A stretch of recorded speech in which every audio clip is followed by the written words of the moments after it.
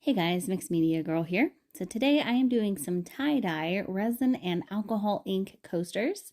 That's at least what I call this technique.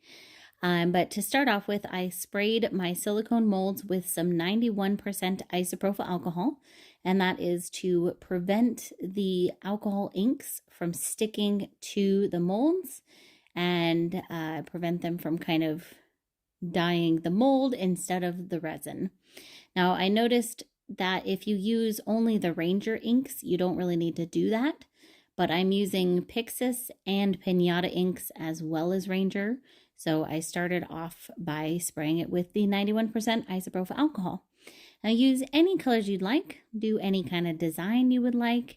In this case, I kind of went a little all over the place, but there is some organization to my dots here, and I'm using red and purple, white and gold, and then I put a tiny bit of blue in there also for some accent colors. Now, it is really important to have the resin mixed up before you start with your alcohol inks because you want to be able to pour the resin out as soon as you're done with your alcohol ink pattern. So I had pre-mixed my resin and then I pour it right in the middle so that it pushes the inks out relatively evenly. And then as you can see here, the ink kind of pops up around the sides to the top of it.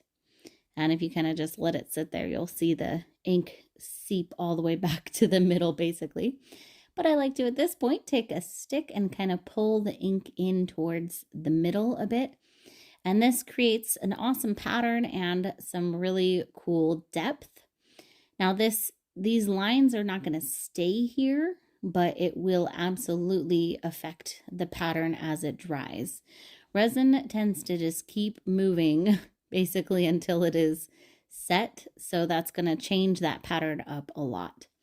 If you want to hold on to the pattern a little bit more, one thing you can do is you can actually let your resin cure for a little while, maybe like an hour or 45 minutes or so, and then do this with a stick and it'll hold the pattern a little bit better. But I wasn't really worried about that.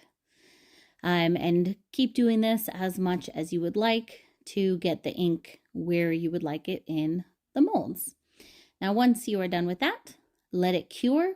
And then I actually ended up putting a little layer of clear on the bottom with a tiny bit of gold dust in it. But otherwise, you're done with your project. Just go ahead and demold. And it's such a simple and beautiful project. One other thing too is these can be used on either side. You can flip them over and use them on either side. Thanks for watching.